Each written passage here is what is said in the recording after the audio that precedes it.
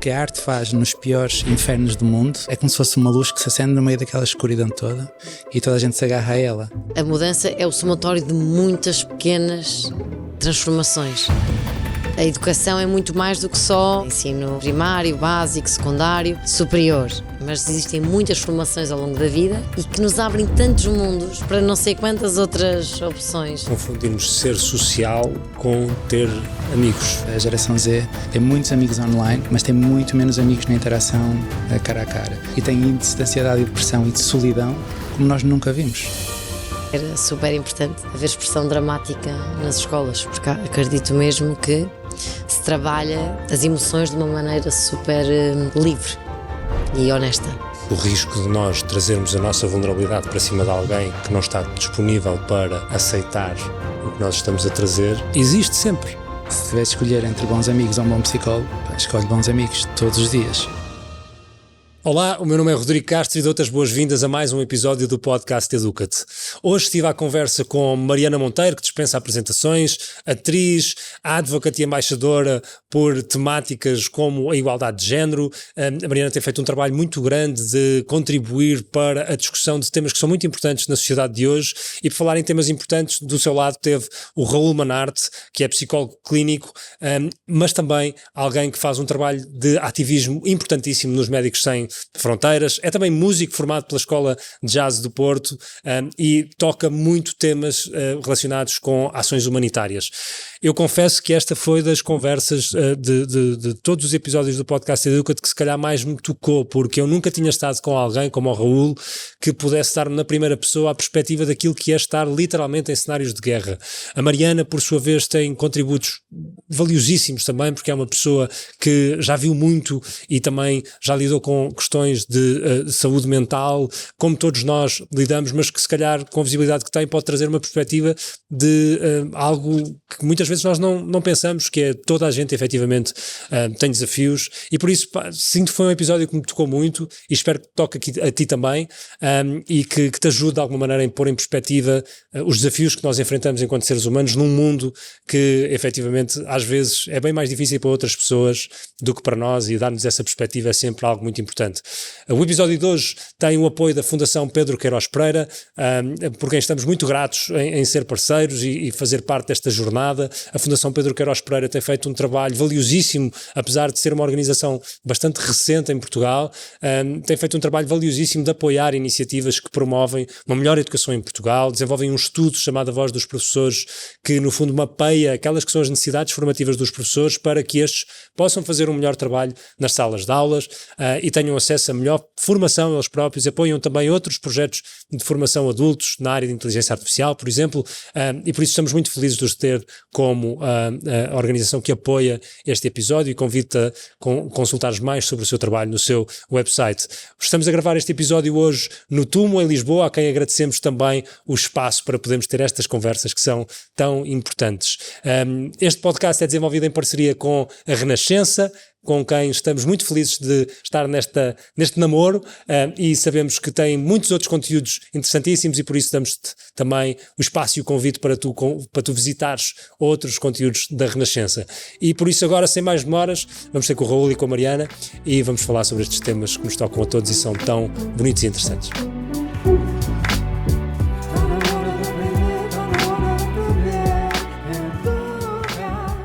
A vulnerabilidade não julgas, as defesas julgas. Já estamos a rolar ou não? Só para saber se... Então isto já conta. Acho que é uma boa maneira para começar. A vulnerabilidade não julgas, as defesas julgas. Ninguém. Eu acho que se estiveres com alguém à tua frente e estiver mesmo vulnerável, é super fácil empatizar, muito difícil julgar, mas se tiver uma defesa de arrogância, por exemplo, ou de vitimização, certo? Não tens paixão. Make sense. Faz sentido. Eu por acaso não sei se concordo Eu a concordo. 100%. Imagina, eu concordo com a ideia, não concordo que ela se converta naquilo que é a realidade nas relações. Porquê? Porque eu acho que muitas pessoas não têm o espaço interno para lidar com a vulnerabilidade. Sei lá, tipo, em terapia surge muito a ideia de faz a paz contigo próprio, não pensas aos outros para fazer as pazes com aquilo que tu precisas, não é? Porque o risco de nós trazermos a nossa vulnerabilidade para cima de alguém que não está disponível para aceitar o que nós estamos a trazer existe sempre. não é? Tipo, tu magoaste-me. E eu venho-te dizer, olha, Raul, magoaste, tu fizeste A, B, C. Tu vais dizer, não, mas tu fizeste não sei o quê. Ou seja, acho que é fácil também muitas pessoas não terem o espaço para acolher a vulnerabilidade dos outros.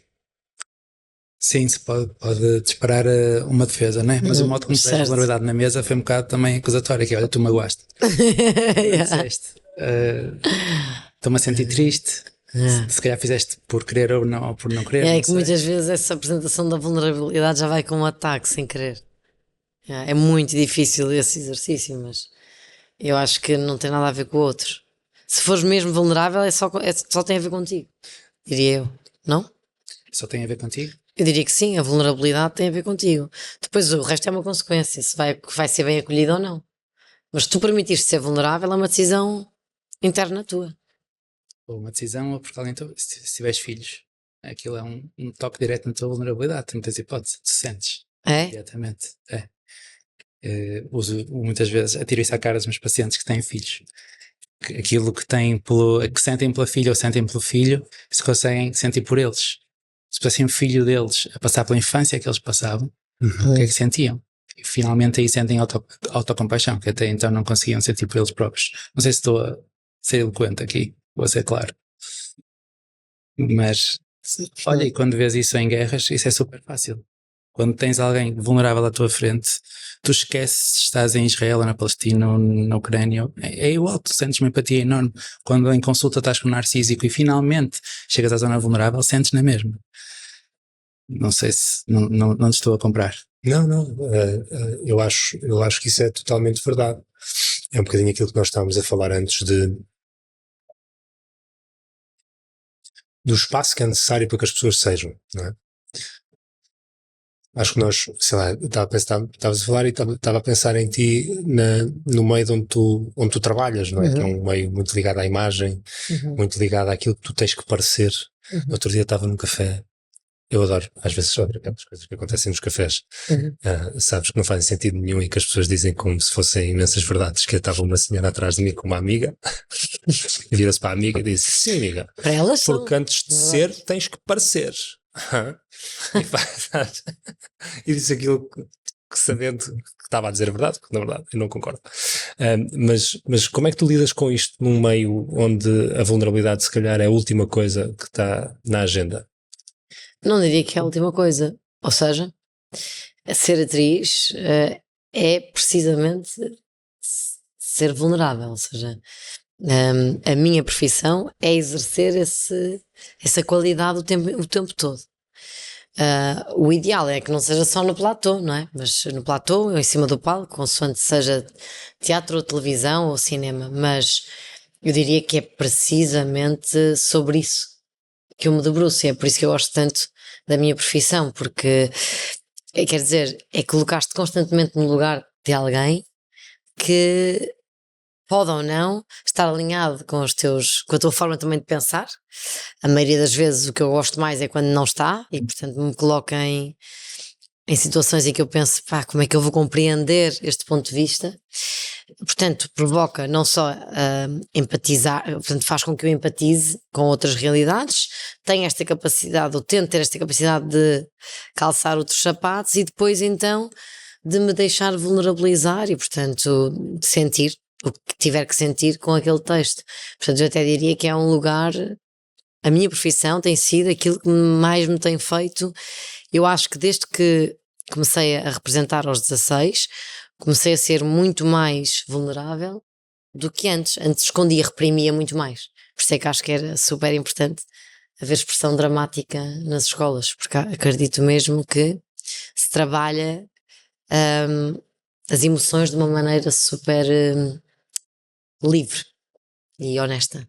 Mas o contexto no qual tu podes fazer isso muitas vezes está contaminado pela indústria, não é? Pela necessidade de aparecer, de estar presente, de marcar presença, não é? Depois são duas coisas diferentes. Ou seja, uma coisa é aquilo que é realmente o meu trabalho e quando alguém dá a ação, outra coisa é depois o ambiente de bastidores, ou seja, tudo o que envolve a exposição também pública, que será um pouco por aí que se calhar falas, não? Porque sei lá, se eu estiver a falar numa experiência só de teatro uma coisa mais local, também não vai ter assim um grande, acho eu que não vai ter assim esse impacto, e não vai colocar tanta pressão. Eu acho que falares mais de uma pressão associada. Sim, sobretudo em ti. Ou seja, Eu acho que isso é mais, poderá ser mais do ambiente. nunca tiveste uma situação em que te exigiram ser uma coisa que tu não sentias que eras? Teres que fazer um papel, não enquanto atriz, mas Sim. enquanto personalidade.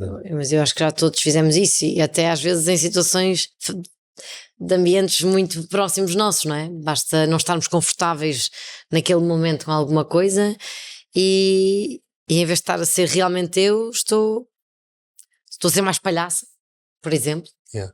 que é uma tendência minha, e com aquilo estou a mascarar qualquer coisa que nem eu sei muito bem. E agora vamos passar a palavra ao terapeuta. Analisa. Não, a primeira coisa que disseste, que eu acho que concordo a 1000%, eu disse que os filhos eram uma porta de entrada para a vulnerabilidade, mas a arte eu acho que é outra, que é impossível, se realmente te mover, tu já estás vulnerável. Agora da indústria, eu não sei, não é? Não conheço tanto. Conheço um bocadinho mais a indústria da música, mas, ou até se quiseres, conheço mais esta camada social ou económica que às vezes há, que te afasta mais ainda da vulnerabilidade e do contacto e da empatia, e estamos sempre a lidar com ela, certo? Na minha vida de ativismo, ou de associativismo, ou de humanitário, isso acontece sempre. As pessoas criam lados, e esses lados não existem depois no terreno. O sangue é sangue e a dor é dor. E acho que um dos nossos principais trabalhos é mostrar isso à pessoa. A cura para a discriminação é o contacto. E eu tenho o privilégio de ter, mas nem toda a gente tem. E nós tentamos aumentar essa sensação de contacto. Quanto a toda a gente ter defesas, toda a gente tem. Este era um exemplo que eu pegaria na psicoterapia. Se ela estivesse a rir e se eu percebesse que era uma defesa dela fugir à dor, imagina, ou porque ela está a ser palhaça, fazia logo um mapa dos modos que falaste há pouco. O quê? É um mapa das diferentes partes de ti, imagina.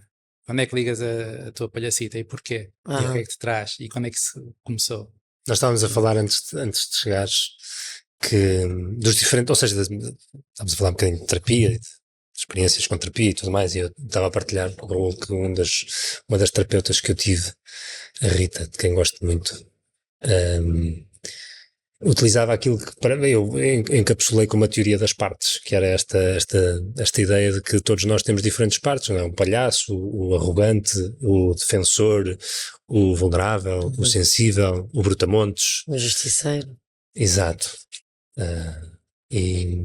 E que acho que isso ajuda muito a conhecermos as diferentes partes de nós próprios, porque somos seres que de facto sentientes, não é? Emocionais Mas não é fácil fazer esse trabalho, eu acho. Não deve ser nada fácil. Porque muita coisa acontece inconscientemente, não é? Deve ser fácil para o paciente ou para nós? Para a paciente. Para nós enquanto pacientes. Não. Mas eu acho que fazer boa terapia também exige isso, não é? Passar por um processo difícil. Claro. Tens boa terapia, tens bons amigos, também ajuda muito. Não é? Mas sabes que essa cena dos amigos por acaso é curiosa, porque eu acho que há muitos bons amigos que dão muitos maus conselhos. Um dos meus melhores amigos dá-me muito maus conselhos. Sério? Tipo, eu tenho uma amiga, que eu não vou dizer quem é, que ela vai ver se vai saber quem é, que sempre que eu lhe pergunto alguma opinião sobre estética, coisas estéticas, sei lá, de roupa, de casas, seja. Será que eu sei quem é? Não sabes, não. Pensei nessa, amigo. Não, essa eu delego a minha vida. E essa dá muito bons conselhos. Essa eu delego a minha vida. Não, daqui a bocado vou ter com ela e vou falar sobre todos os problemas da minha vida, que é o que eu faço Ela é com ótima. ela. Não, mas esta outra amiga, eu pergunto-lhe, peço-lhe conselhos, especificamente porque eu sei que tudo o que ela disser, eu tenho que fazer o oposto. E há o mesmo para problemas de vida. Pronto, tipo, e é uma das melhores amigas. é uma Agora das minhas penso. grandes amigas. É uma das minhas grandes amigas. Mas é isso, ou seja, porque repara, os amigos não têm uma profissão de saber cuidar. Ou melhor, de saber cuidar da forma que é necessariamente a melhor para nós. Eles. Cada um dá os conselhos que sabe, não é? Mas E a que há rede de que são apoio é melhores. importante. É, mas muitas vezes, sei lá, tipo, acho que já todos tivemos numa situação em que fomos pedir um conselho a um amigo e sei lá, por exemplo, com um homem isso é muito comum. Se eu for falar com o meu irmão, eu tenho que lhe dizer especificamente, Tomás, eu preciso que tu me ouças, não quero que tu me des respostas. Uhum. Não é? Tipo, nos homens isso é muito comum. Vais partilhar um problema e ele só quer apresentar a solução. Certo. Não é? E muitas vezes o que nós precisamos, como estavas a dizer, era simplesmente ser ouvidos. E acho que nós às vezes apoiamos nas relações que temos com pouca consciência daquilo que nós podemos retirar delas, que, by the way, acho que o amor que um amigo, que um familiar nos pode dar é a coisa mais importante, não é? O estar presente. Mas às vezes é preciso também perceber que a sua opinião é só a sua opinião, que às vezes é errada. Certíssimo, mas deixa-me ser bastante claro, o maior preditor de saúde mental que há é a rede de suporte. Se tiveres de escolher entre bons amigos ou um bom psicólogo, escolhe bons amigos todos os dias. E se o teu terapeuta não está a trabalhar para que tu tenhas uma boa rede de suporte, não sei. O que é uma boa rede de suporte? Como é que qualificarias? Quando teres onde pousar o teu coração. Mesmo que os conselhos sejam... O que é que isso significa na prática? Quer dizer que não estás sozinho na vulnerabilidade, estou a tentar unir os conceitos todos que falamos. Graças. Sim, penso que sentir-se ouvido, visto, não é? Exato. Acho que sim. Eu concordo. Já ouvi uma vez uma TED Talk que falava sobre quais eram os três principais motivos, fatores para a longevidade, e o principal era a sociabilização. Vinha antes da alimentação e do desporto, contrariamente ao que eu poderia ter pensado antes. O número 1 era a sociabilização. Por isso é que a solidão é um tema na velhice, sobretudo, porque... Exatamente. E convidaste também uma pessoa aqui, foi isso? Ia dizer isso a seguir. Por isso é que o polo oposto é a pior coisa, que é a solidão. E quando falamos em socialização, é a qualidade da rede de suporte, não é de seres muito sociável. Sim, não é de ter 300 conhecidos, não é? Esse é um tema crítico também, não é? Que é nós confundirmos ser social com ter amigos. Sim, são coisas diferentes. Exatamente.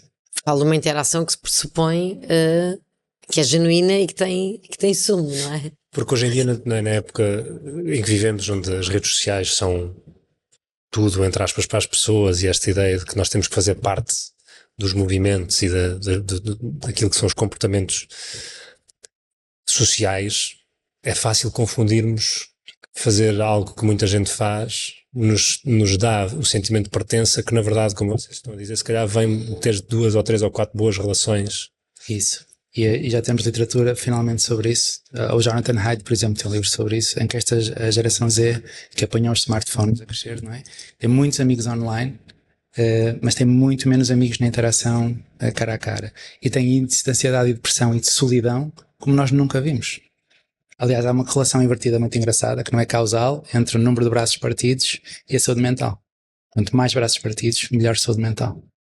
Mais tempo Estamos outside. Espera aí, não percebi, braços partidos? Estás na rua. Estás a brincar. Ok. Estás na rua, partido. Mas eles têm níveis de ansiedade, depressão, internamento, como as gerações anteriores não têm. E um dos fatores é este, da atomização. Estas relações virtuais não são iguais. Yeah. Mariana, tu começaste a escrever a dada altura sobre temas, não é, que te tocam. Estava aqui a ver Mariana no mundo igual e Mariana no caminho da igualdade. Isto, como é que... Porquê que te motivaste a escrever sobre temas Então, como estes? na verdade, esse projeto veio até mim, não fui eu que tive a ideia. Em 2015, no início desse ano, eu estava como champion para a igualdade de género pelas Nações Unidas e, portanto, durante esse ano eu tinha que divulgar o tema da igualdade de género uma vez por mês, da forma que eu considerasse melhor. Podia ser através de uma entrevista, poderia criar, sei lá, uma palestra. Eu tinha que trazer o tema, o tópico, uma vez por mês durante todo o ano. E chegado o mês de, creio que julho, algo assim, a Between, a empresa com quem depois lancei os 2 livros, portanto, mais propriamente pela mão do Narciso Moreira, ele entra em contacto a dizer que gostava de me desafiar, ou seja, que eles são uma empresa que desenvolve conteúdos educativos e que queria desenvolver um projeto onde eu pudesse também ser a cara e a coautora de um livro que passasse uma série de mensagens ligadas com o tema da igualdade de género, que na altura me assustou um pouco e pensei, e vou escrever e para crianças, porque também não contextualizei, mas isto é um livro. O projeto em si seria sempre para o primeiro ciclo, ou seja, dos 6 aos 9 anos. Portanto, parecia-me muito desajustado para mim, ou seja, achava que não ia ser capaz, mas ele motivou-me bastante. Achei que a missão também falava mais alto e, portanto, entreguei-me a isso. Depois correu tão bem que lançámos em 2018 o segundo livro. Portanto, neste momento já estamos há mais de uma década com os dois, e é um projeto que não é só o livro, é uma peça de teatro e ainda tem uma música bem gira no YouTube, podem ouvir, Mariana no Mundo Igual, e pronto, já fomos a não sei quantas, é que nem sei dizer quantas escolas já percorremos, porque o projeto move-se mesmo sem eu estar presente, mas tento estar presente em algumas dinâmicas que eles considerem que têm se calhar maior número de alunos presentes, e até já às ilhas fomos, portanto tem sido mesmo um trabalho que me deixa super orgulhosa, porque acho que o tema é muito importante e essa camada jovem também é muito importante. São tão permeáveis ainda, são mesmo esponjas, ouvem-nos com muita atenção. E também ouvem o que não devem e o que devem com muita atenção, e portanto é uma altura da vida em que vai ser crucial aquilo que lhes estamos a dar como ferramentas daquilo que deve ser ou não implementado por eles mais tarde. E na verdade eu sinto que varia muito também para o interior, um pouquinho diria, do que para o litoral. Senti isso um pouco na abertura, e também senti neste último ano um recuo. Aliás, eu até me assustei porque estive numa escola,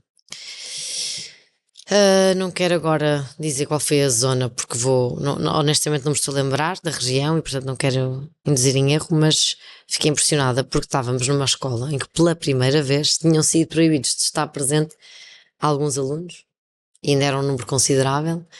E eu disse, mas o que é que se passa? O que é que aconteceu? Estes encarregados de educação tiveram algum receio destas temáticas? Eu, não pode ser, porque eu estou há 10 anos com o livro, portanto começámos em 2015, isto foi em 2025, final do ano, estamos em 2025 e é a primeira vez que estou numa escola em que não vão estar presentes X número de alunos, e como digo, ainda eram alguns, não sei se eram 20, mas pronto. É que fosse quer dizer, para mim, sabem, ou seja... Para falar de igualdade. Para falar de igualdade de género.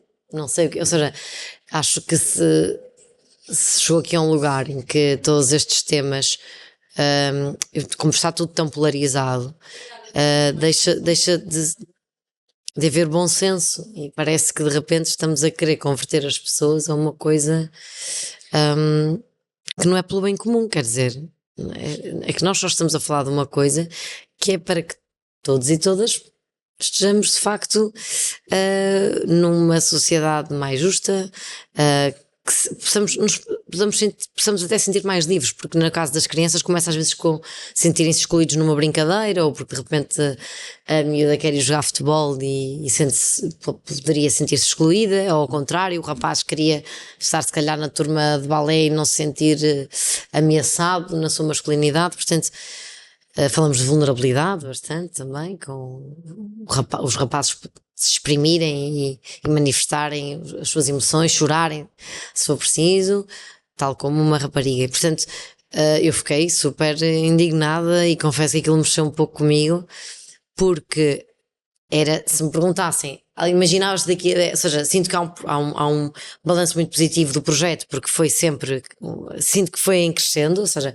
fomos transformando, mas de repente houve aqui portanto, nada, quando se diz que nada é garantido, e de facto parece que já se foram conquistadas uma série de direitos, muita atenção, porque de repente em 2025 eu deparei-me com essa consciência de que nada é garantido. Yeah.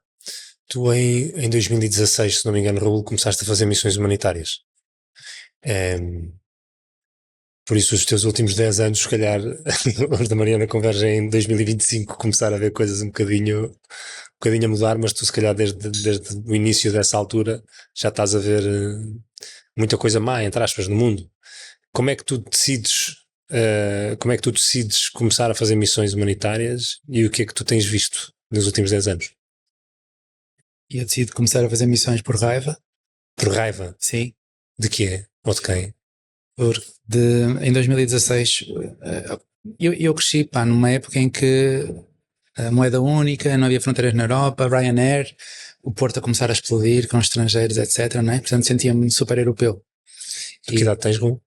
Vamos falar sobre isso. Ok. Eu tenho 44. A sério? Sim. Eu não parece. achava que era da minha idade. Obrigado, pessoal. Yeah. E em 2016, em 2015, até antes um bocado, guerra da Síria, começa a grande migração pela Europa adentro. E as pessoas, os refugiados entravam pela Europa e iam para o sítio onde quisessem, sem fronteiras, certo? A minha irmã esteve com alguns deles em Budapeste, etc. E depois em 2016 a Europa assina um acordo com a Grécia e com a Turquia em que fecha as fronteiras e mantém os refugiados todos lá em troca de talvez permitir à Turquia entrar para a União Europeia. E eu li isso no jornal, e nem sei porquê, porque eu pá, era completamente desligado da política, mas lembro-me de sentir uma raiva tão grande porque eu comprei a ideia da Europa sem fronteiras e humanitária e não sei o quê, e depois travam as pessoas a fugir da guerra. Isto foi em março de 2016, e depois em junho, pensei que íamos todos para a rua, pensei que os aliados iam estar cheios, e nada aconteceu. E depois em junho Portugal foi campeão europeu e tu não consegues andar nos aliados, e esse contraste ainda é o que me move hoje, porque a pergunta que eu acho mais importante é o que é que podemos fazer. E quando Portugal é campeão, tu sabes o que é que podes fazer. E nada contra isso. E nós funcionamos bem em grupo. Mas se quiseres, sei lá, travar a guerra do Irão, tu não sabes. Não sabes como é que podes mover, como é que podes ajudar. E então pronto, em 2016 mandei-me para os campos de refugiados da Grécia e a partir daí foi seguindo. Já alguma vez tinhas estado num contexto semelhante? Não, tinha feito voluntariado no Porto, sem abrigo, etc. No banco, como é que se chama? Banco alimentar, nas caixas de Pingo Doce. Era uma sem-abrigo e trabalhámos muito com populações de bairros muito complicados. Conhece a saber compreender? Conhece. Cristian. E foi assim. Como é que foi a primeira experiência? Leva-nos para o momento em que tu entras pela primeira vez num campo de refugiados. Olha, o pior campo de refugiados da Europa era o campo de refugiados de Mória. Foi feito para 2.000 pessoas, estavam 40.000. Havia uma casa de banho para cada 800 pessoas. As mulheres dormiam de fraldas para não, com medo de serem violadas à noite, se faziam à casa de banho. Havia pessoas a morrer de frio. As pessoas esperavam 2 horas para comer. As pessoas tinham escorbuto, que era aquela doença que aprendíamos na escola que dava aos marinheiros nas gengivas por não terem vitamina C. Todos os dias atendi miúdos esfaqueados. Eu estava com sangue nas mãos e eu sou psicólogo. Ok? O quê? E tinha de fazer coisas que era expulso de ordem aqui. Tinha de estabilizar um miúdo com ataque de pânico, meio choque psicológico, porque os pais foram bombardeados no Afeganistão, mas não tinha tempo de estabilizar, tinha de devolver ao campo, porque estava o pessoal a entrar a ser esfaqueado. Eu não posso devolver um miúdo. Sim. Eu não posso devolver um miúdo a um contexto que é traumatizante, e ali tinha de fazer. E Não estou entendendo, desculpa. Esfaqueados como? As próprias pessoas entre elas. Há muita tensão, claro. Porque não tens comida, não tens água. Tudo... Se andas à noite nesse campo, vês só pessoas a andar, porque têm sintomatologia traumática, têm flashbacks, têm distúrbio do sono, não conseguem dormir. E então não há grande acesso à comida. Nós éramos o único serviço de saúde no campo à noite. As pessoas estão horas com o filho, com febre, para entrarem para dentro, por favor, para entrar, mas tu tens de dar prioridade a quem está quase a morrer, não é? Com esfaqueamento, por exemplo. E foi uma enorme lição, porque por mais missões humanitárias que faças, isto não vai mudar. E quando voltamos, criamos um coletivo que se chama Humans Before Borders. E eu conheço. Criamos, uma das campanhas que criamos foi para pressionar o governo. Desses 1.000 miúdos que lá estavam órfãos, já chegaram mais de 300 cá. E como é que tu também não ficas traumatizado, pois? Porque assim não é qualquer pessoa que consegue estar... Acho que por acaso não. Por acaso nunca fiquei. Quando saí de Gaza a última vez, no dia a seguir, estava a jantar na Jordânia, sabes? Comida que não há em Gaza. Ambiente, sei lá. Estiveste em Gaza quando, desculpa? Estive em novembro de 2024 e em julho, agosto do ano passado. E nesse jantar a seguir ainda estava a ter flashbacks de imagens intrusivas. Mas disse aos meus colegas e passou. Portanto, nunca tive sintomatologia traumática. Mas algumas pessoas desenvolvem, sem dúvida. Tu acabaste de passar muito rápido por uma lomba que acho que pode ajudar muita gente a compreender uma coisa que é um antídoto brutal para tudo o que seja trauma, que é partilhei com os meus colegas. Que é a rede de suporte. Fala-nos um bocadinho sobre porque é que isso é importante, porque é que nesse momento tu teres partilhado com os teus colegas preveniu ou ajudou de alguma maneira que isso talvez não tivesse mais impacto? Por milhares de mecanismos diferentes. Um deles só o facto de tu externalizar às vezes um pensamento ruminativo ou até alguma sintomatologia diminui a intensidade dela. É como se deixasse de fazer eco apenas cá dentro. Depois diminui a sensação de alienação. Eu estou aqui e estou muito longe de vocês. E isso só reforça o meu espaço. E se eu partilhar com vocês e sentir a vossa, no mínimo, validação, não é? Sinto-me mais integrado. Tudo isso contribui para baixar a minha ansiedade. Se baixa a ansiedade, diminui a sintomatologia. É uma espécie de espiral. Sim. Efeito dominó, quase. Sim, efeito dominó positivo. Esqueci-me da tua pergunta inicial. Também eu. Acho que foi se não tinhas ficado traumatizado. Não. E como é que tinha sido entrar no campo de refugiados? Muitos colegas ficam, mas eu não gosto de contribuir para a idealização do nosso trabalho, porque quem sofre são os nossos colegas locais. Olha, eu devia estar num voo para o Sudão do Sul hoje, disse que não foi por vocês, por acaso. Estão 20 e tal colegas nossos desaparecidos no Sudão do Sul, desde os combates da semana passada. O que é colegas nossos, pessoas que vêm de Portugal, psicólogos? Não, locais. Esse era o ponto que eu ia fazer. Os colegas locais sofrem muito mais, não é? Nós tivemos 14 mortes em Gaza, de colegas meus. Foram todos locais. Eu fui evacuado do campo de refugiados várias vezes, dos ataques do Estado Islâmico também, e a minha equipa local ficou. Eu não sabia se estava viva ou morta durante uma semana e tal. O meu ponto é só não idealizar o nosso trabalho, até porque eu acho que o nosso trabalho nem é o mais preciso é a ação cívica. Ou seja, não é ir para o campo de refugiados, é aquela campanha que montamos cá para receber os miúdos. Isso é... Qual é que é mais precisa?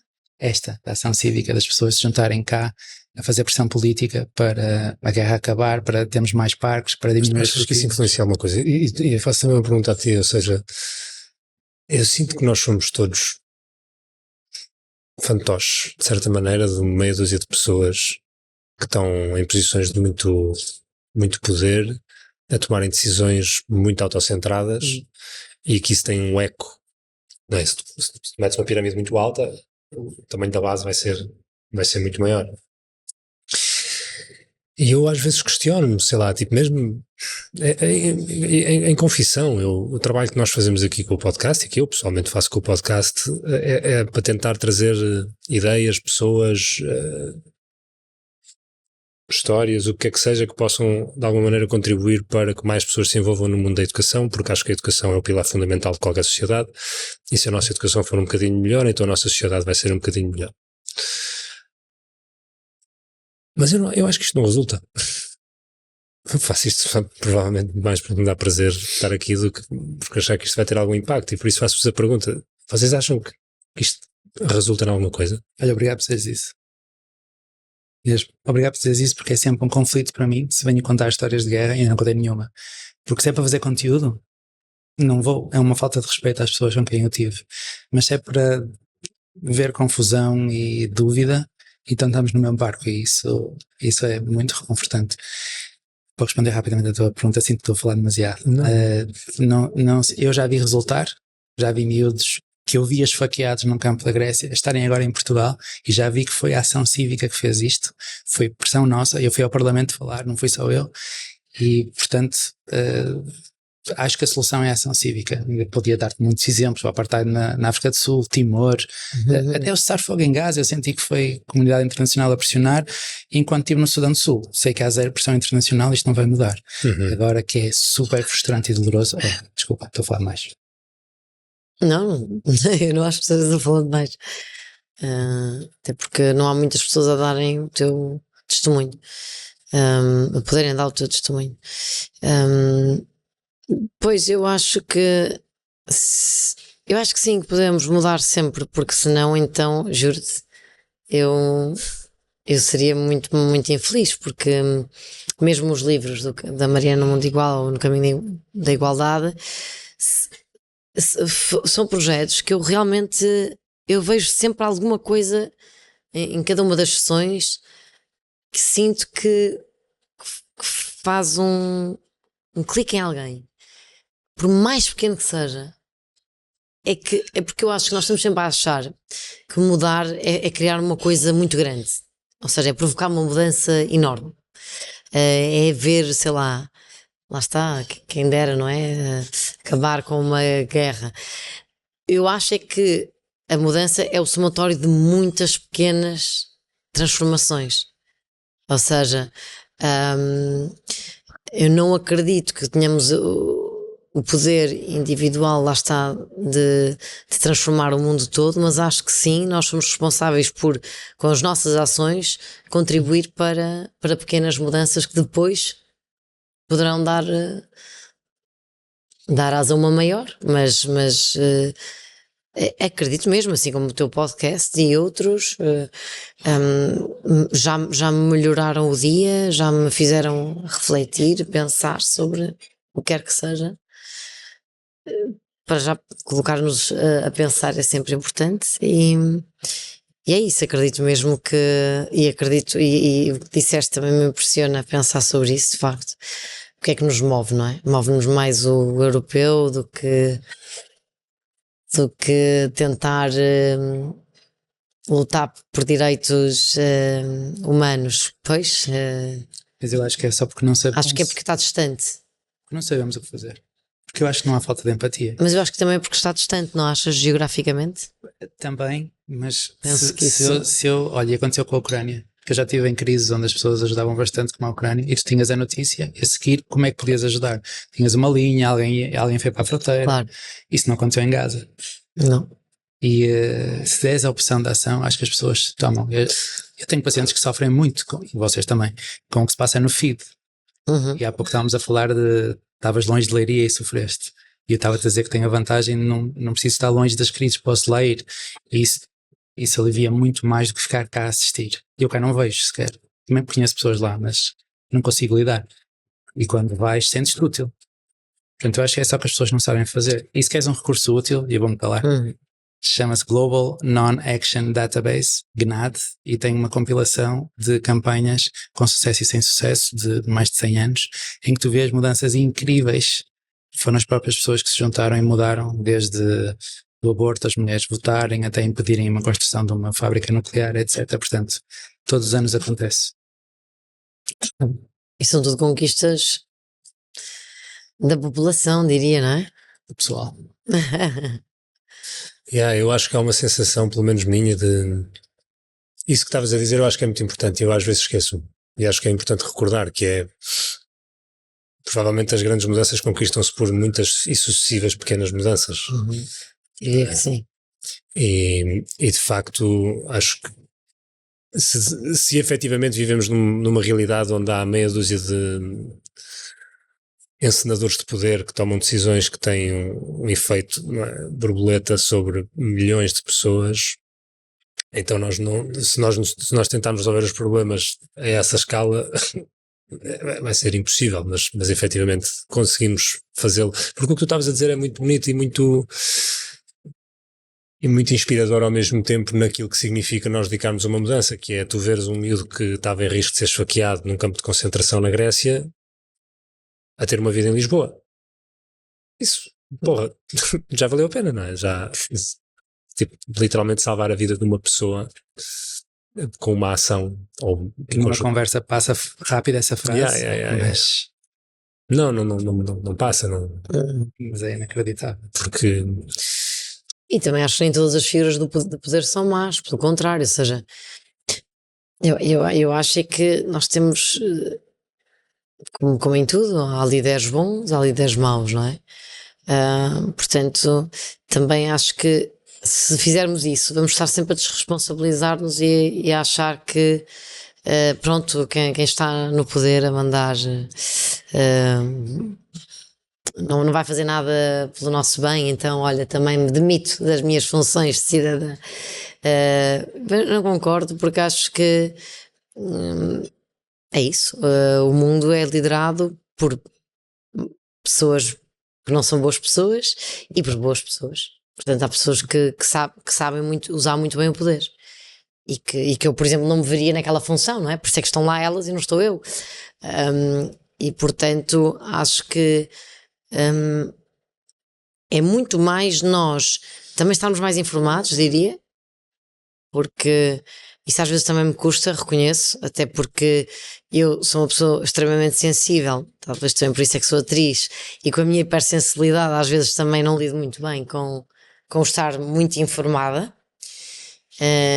mas tento estar de maneira a que também não me afete demasiado a minha saúde mental, mas tento estar para perceber qual é que é. Lá está, a pequena ação é o que é assinar uma petição. Vou assinar a petição. Petições eu farto-me de assinar. E também recebo, por exemplo, tenho a newsletter da Avaz, acho que é assim que se diz. Eu também. Eu não sei o que é. Pá, isto são coisas, estás a ver, pequeninas, como a Amnistia, também tenho a newsletter e também, ou seja, isto são coisas assim tão grandes, não, mas a minha assinatura, a tua, todas juntas, eu já recebi vários e-mails de obrigada porque já aconteceu isto e isto. Obrigada pela sua assinatura. Graças a esta petição conseguimos libertar alguém. Pronto. Por isso, olha, se calhar parece otimista da mesa e atenção, eu até acho que sou bastante. Significa que eu sou pessimista da Eu mesa. até acho que não sou demasiado otimista, vou-te já dizer. Até acho que sou uma pessoa Realista. que tende a ser mais realista do que otimista.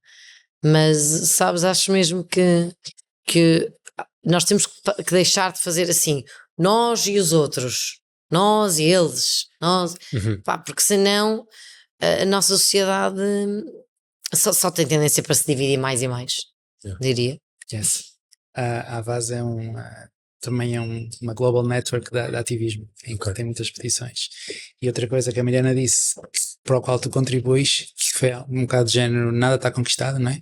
É como se os direitos humanos fossem um teto muito frágil e todos seguramos com as mãos. E isto mantém-no em pé. Percebes? Este tipo de conversa e este tipo de relembrar e perceber que isto é um mínimo, os direitos humanos são um mínimo, é preciso estar sempre completamente a investir, e tu contribuis para isso. Não, mas estávamos sim, acho que seja qual for a plataforma que se utiliza para poder dar espaço a uma conversa, quando eu comecei o podcast, eu lembro-me que eu perguntava-me porque é que eu faço isto. Havia 2 ou 3 motivos. Um deles era se cada conversa puder ajudar uma pessoa, já valeu a pena. E eu acho que é bom. Acho que o desafio é como é que nós encaixamos, se calhar, numa sociedade que existe tanto de nós, para podermos maximizar o impacto do nosso tempo, do nosso esforço, do nosso trabalho, mas pronto, acho que isto foi mais, se calhar, uma conversa aqui em torno do que é que cada um de nós sente sobre a ajuda que pode dar. Mas é importante este tema. Acho que há um sentimento, como estávamos a falar antes, de impotência. Sim, mas todos eu acho que nos vamos sentir bastante impotentes. Talvez um seja de todos, nós pelo menos desta amostra de 3 pessoas, o que se sente menos impotente, ainda assim também te sentirás. Sim, mas este é o mas tema. Mas de facto és o que... Sim, nesta caixa de ferramentas que nós chamamos de ação benevolente, que é assinar petições, dar donativos, fazer voluntariado, fazer missões, está na mesma caixa. Mas a caixa da ação coletiva, de mudar o sistema, e concordo, nem todos os poderosos são maus, mas o sistema é perverso. Como é que há 12 pessoas no mundo que têm tanta riqueza como metade do mundo? É inadmissível, porque isso é automaticamente, sim. É automaticamente igual. Desigualdade é igual a mais gravidez adolescente, mais internalizações, mais homicídio, menos confiança societal, mais doença mental. É inadmissível. Só que se tu falares com alguém sobre isto, para já eles conseguiram uma coisa incrível, é que conseguem ser admirados. Estes 12. Esse 1%. Sim. Não, estás mesmo a falar de 12 pessoas só. 12 pessoas, sim. Não sei se alguma dessas 12 ou destes 1% são pessoas como todos nós conhecemos, como o Elon Musk, etc. Mas conseguem ser admirados. Conseguem passar a narrativa que merecem. Conseguem passar a narrativa que não é preciso haver um cap de desigualdade. Quando nós temos literatura atrás de literatura atrás de literatura a mostrar que quando a desigualdade sobe, tudo piora. É pior que a pobreza até, a desigualdade. E nós não sabemos o que fazer. percebes? E esta é que eu acho que é a conversa. E o facto de haverem resultados de ações cívicas que eu já experimentei, mas que toda a gente à volta do mundo experimenta, e que a Amnistia Internacional até te manda em dezembro o resultado do ano, a dizer graças a ti conseguimos não sei o quê, precisamos urgentemente de passar essa mensagem. Não te ensinam na escola, é isso. Não te ensinam como é que tu... Porque eu acho que na escola há uma coisa subjacente, há 2 ou 3 coisas subjacentes àquilo que a escola faz.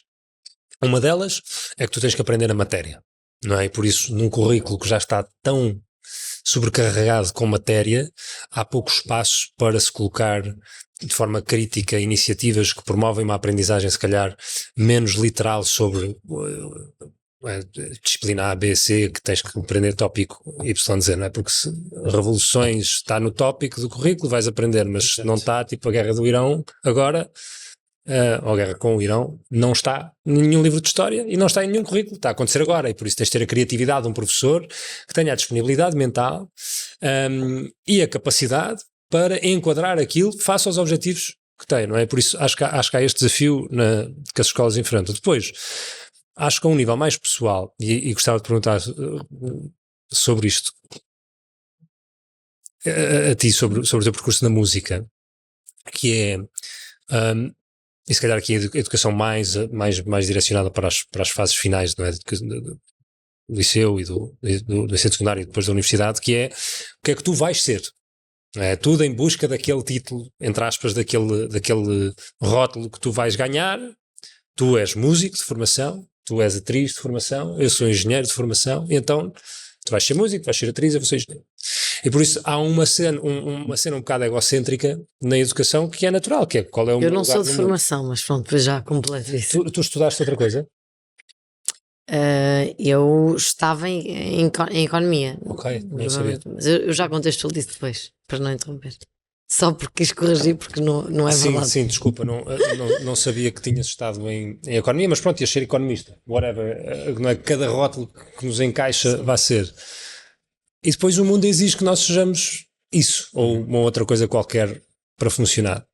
E tu fizeste uma coisa que eu acho muito interessante, que é, tu és psicólogo, que como falámos já aqui em off, tem uma necessidade de se resguardar um bocadinho no processo de relação que tem com o seu utente, não é? Ou seja, tu tens uma espécie de uma capa profissional que te obriga a assumir um papel. Estou a assumir aqui uma série de coisas, podes criticar. É que toda a gente está a escolher o pior gajo para isso, mas continua. Mas ótimo. Porquê? Porque tu fazes uma coisa que me parece ser altamente exemplar, que é, de repente, és um tipo que vai fazer missões humanitárias e que te expões brutalmente nesse processo, e depois lanças uma carreira musical porque vês nisso uma forma de expressão criativa que certamente preenche de alguma maneira. E por isso a minha pergunta é, como é que nós todos podemos encontrar este nosso lugar que não nos obriga a ser só uma coisa, mas tudo aquilo que nós queremos? Como é que vocês lidam com isso? Como é que tu fizeste isso e fazes esse percurso hoje? Sei lá, não sei responder. Eu já era músico antes de ir sequer para a licenciatura. Já fazia voluntariado antes de ir para a licenciatura. A desculpa para ir para a licenciatura foi ter, ou seja, no fundo é a busca de propósito, voltando ao Viktor Frankl e à logoterapia, é ter uma vida que vale a pena viver, sabes, ter algo com significado e ajudar os outros. Por isso é que o meu livro se chama Altruísmo Não Existe, porque quando tu ajudas alguém dá um significado brutal. É impossível tu não ganhares algo com isso, e é muito sustentável e é daquelas coisas que vais olhar para trás e vai fazer a diferença, e a arte é outra. E portanto fui perseguindo essas avenidas da melhor forma que as consegui encontrar no meu GPS, só para acabar a analogia. E o julgamento? Não sofres com o sentimento da sociedade de julgar por fazeres um percurso que não é normal, entre aspas? Também se calhar estás a perguntar à pessoa errada, porque eu estou-me a marimbar com C, como se diz no Porto, e porque teve o efeito contrário. Eu sinto, não sei se calhar se a minha amostra é enviesada, mas e porque eu lido com vulnerabilidade, que é arte e é pessoas. E eu digo aqui às pessoas que vão em missão e pessoas que perderam um filho e dizem, claro, vá. Tipo, por isso é que eu te digo que vulnerabilidade é às pessoas, faz sentido, torna-nos todos iguais. O que é isso do vá? E as pessoas que estão a sofrer cá e que eu tenho que parar as consultas, mas sabem que eu vou para um contexto de guerra, imagina, e para elas não há questão, não há dúvida. Entendes? Yeah. Enquanto que se for como já me aconteceu, a administração de um hospital nem me quer deixar ir. Eu não sabia que disse este ponto. Porque segui estas avenidas mais vulneráveis e acho que nunca fui alvo de julgamento. Fui alvo agora porque está tudo polarizado, como disseste, porque como estive em Gaza, toda a gente acha, ou muita gente acha que sou anti-Israel e pronto. Mas não teve a ver com estas opções. Mas não me sinto excepcional nisso, não é? Não és só atriz, acho eu. Não, sou atriz. Como é que tu tens Aliás, desenhado? mas eu nem sequer fiz uma licenciatura, lá está. Ou seja, o meu percurso é tão atípico que nem também é difícil responder-te, porque lá está, eu não fiz nada, não foi nada, não é um percurso convencional o meu. Eu aos 16 anos faço a minha primeira novela, que era Os Morangos com Açúcar, e eu já termino o 12º a fazer uma segunda novela, a estudar à noite, portanto já a conciliar e já a perceber que, espera aí, se calhar eu não quero nada disto, que eu achava que queria, que era economia. Termino o 12º e depois já não parei mais de receber convites para castings ia ficando uns atrás dos outros, como sou do Porto também, para viver em Lisboa na altura. O acordo era eu estar sob a minha independência, portanto também obrigava a que eu aceitasse realmente os trabalhos, porque era para os meus pais não terem nenhum argumento para eu ter que voltar ao Porto, e depois já foi tudo encadeado, ou seja, uns trabalhos nos outros, quando olhei já tinham passado uma série de anos e a única coisa que eu fui fazendo até ao dia de hoje, aliás neste momento estou a fazer uma pós-graduação, é que eu não parei a formação, porque eu acredito, não tocámos ainda muito nesse tópico, mas eu acredito que a educação é muito mais do que só aquilo que está mais ou menos desenhado como, ok, ensino obviamente primário, básico, secundário, superior. Mas existem muitas formações ao longo da vida, que são pequenas formações, pode ser um mês, pode ser 2 meses, pode ser um fim de semana intensivo, e que nos abrem tantos mundos para não sei quantas outras opções. Já fiz tanta coisa, sei lá, já fiz um starter em PNL, já fiz arte terapia, já fiz um curso de meditação, já fiz, é que de repente já explorei outras coisas.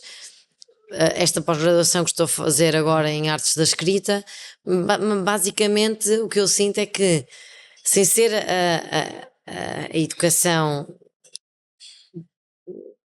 eu não sei como é que lhe hei de chamar essa educação que é tradicional, é isso, obrigada.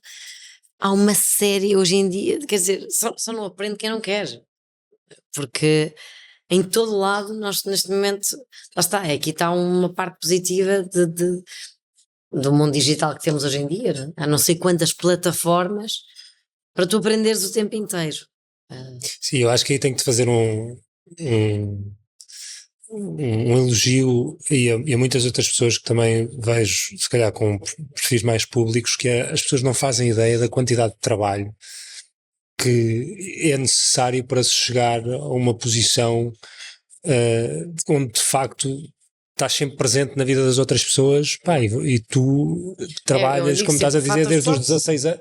Sim, fator de sorte existe, ou seja, há sempre aqui eu acredito que há sempre uma luzinha, estrelinha, quiserem sim, chamar. mas as horas todas agora, que tu metes no teu trabalho... Não acredites em ninguém muito bem sucedido, claro, que não se tenha matado a trabalhar, nem que seja por um período.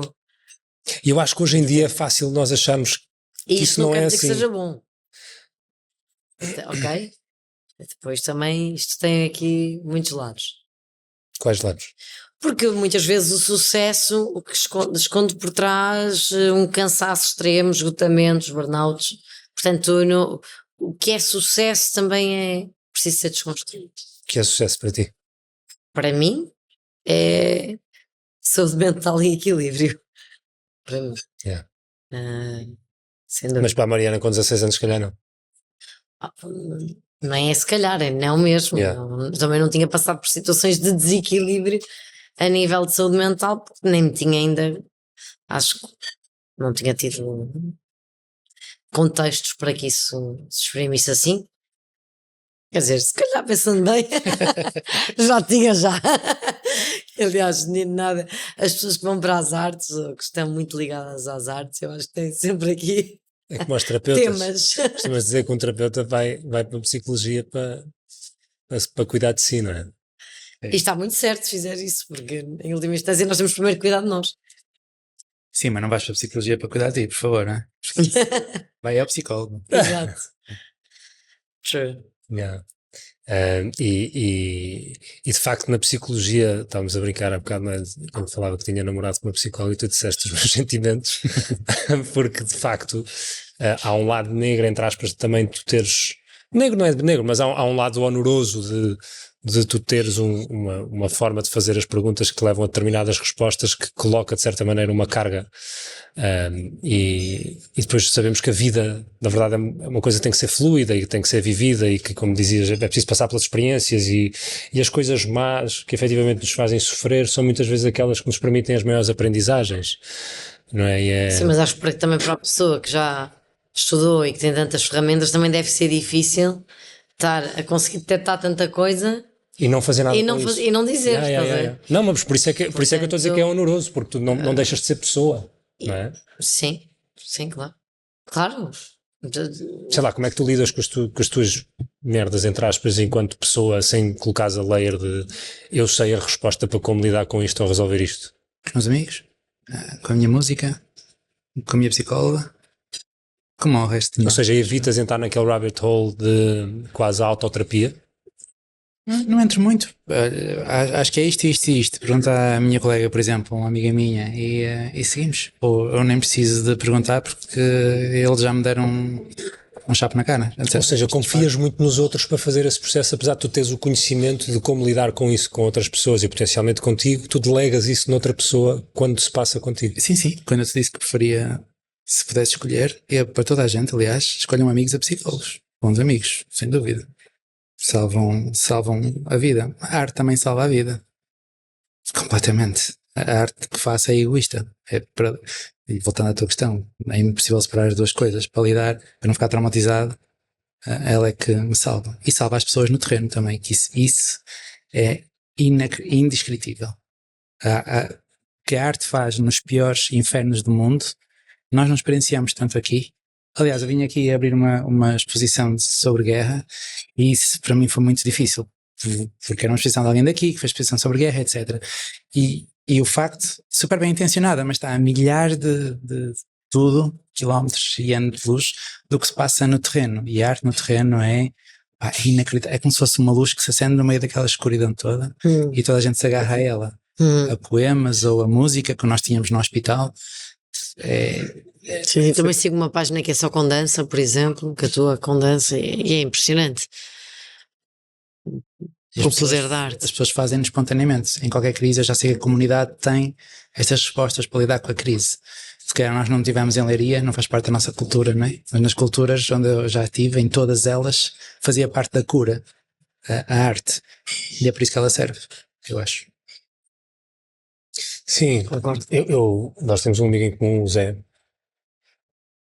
E o Zé Maria eu conheço, sou muito amigo dele, ele é artista plástico e foi, acho que o primeiro amigo artista que eu tive com este nível de relação. Nós vivemos juntos, vivemos fora juntos, e vivemos coisas muito intensas, porque era muito longe, estávamos muito longe de casa e era um ambiente muito diferente, e eu comecei a acompanhar o processo artístico dele e a ver as obras dele e a compreender o que estava por trás dos trabalhos. E foi esse, senti-me mesmo ignorante aos 30 anos a perceber isto, que é quando lhe perguntei, quando eu percebi, não é? Perguntei quando eu percebi que a arte que ele produz é a história de vida dele, não é?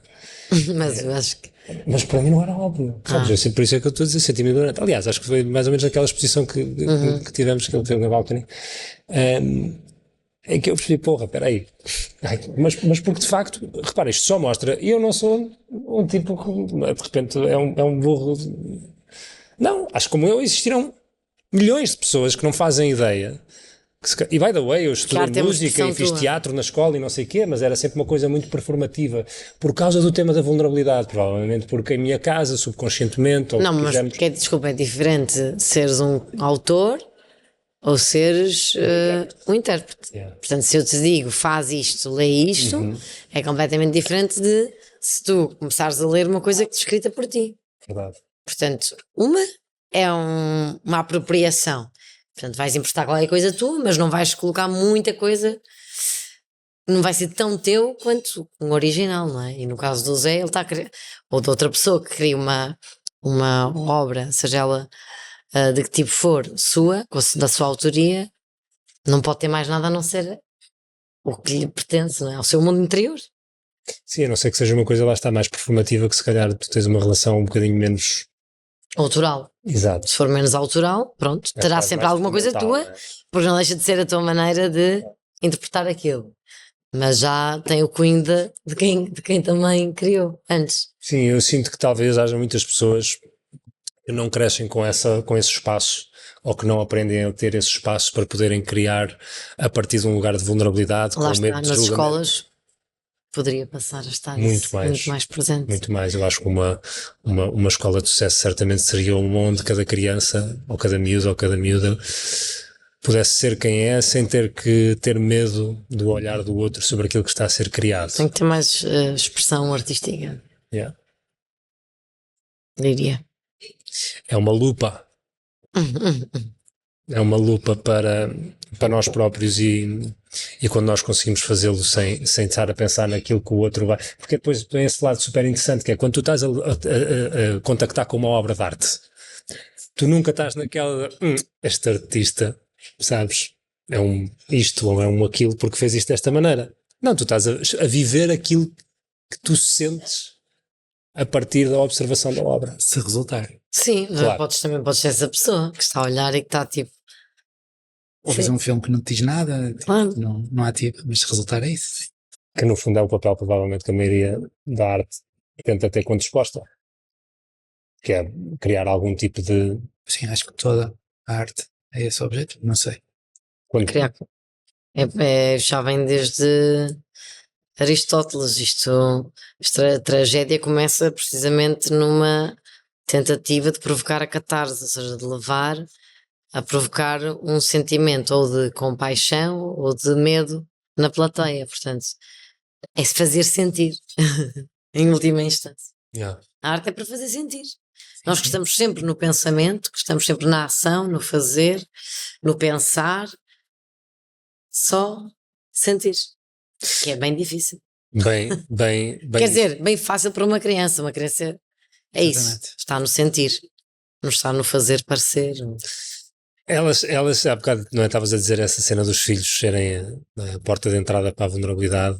Provavelmente é por causa disso, porque uma criança não pensa muito, não pensa nada. Uma criança só sente e é. Né? É a partir do momento em que nós começamos a colocar todos estes condicionamentos da vida adulta que nós começamos a ser desafiados a largar essa capacidade de sermos com esse grande, não é? Bem, eu não sou mãe ainda, mas imagino que aí já são muitas camadas, porque depois é um espelho teu, é um espelho para a tua infância, é um amor à partida incondicional, portanto, Mas se tiveres com Não? outra criança que não seja tua, também tem. também sentes isso. Sim, e que é das poucas coisas que temos universais. Eu estou a olhar para trás, tipo, está aí o mapa do mundo. Mas vemos isso em todas as culturas, a proteção e é por isso que muita gente, por exemplo, traumatizada, como pessoas, tem um coping que é a relação com os animais. E tem relações fortíssimas com os animais. Porque tal como as crianças, acho que uma coisa que acontece não há capas, não há defesas, não há más intenções. E tu acreditas imediatamente nisso, quer com animais, quer com crianças. Yeah. Mas só para voltar um bocado à arte, e o que tu vês, que eu nunca vejo cá, porque se calhar não precisamos tanto, é as pessoas a curarem em conjunto, através de, sei lá, em Gaza tinhas miúdos amputados e que não se mexiam, e há uns senhores até que não podiam falar, e quando começam a tocar, toda a gente começa a cantar ou a mexer-se em conjunto, e não consigo, não tenho palavras para isso. Mas isso é até integrado na minha equipa de saúde mental, que nós sabemos que isso tem resultados positivos na saúde mental. Ou em Moçambique, depois do ciclone, as pessoas faziam teatros sobre o vento que levou os telhados, muito como Leiria, e sentias a mesma coisa, comunhão e cura. E muito, falamos há pouco de terapia somática, muita dança também, que eu sei na minha mente científica que ajuda a ultrapassar trauma, e pronto, não sabia disto.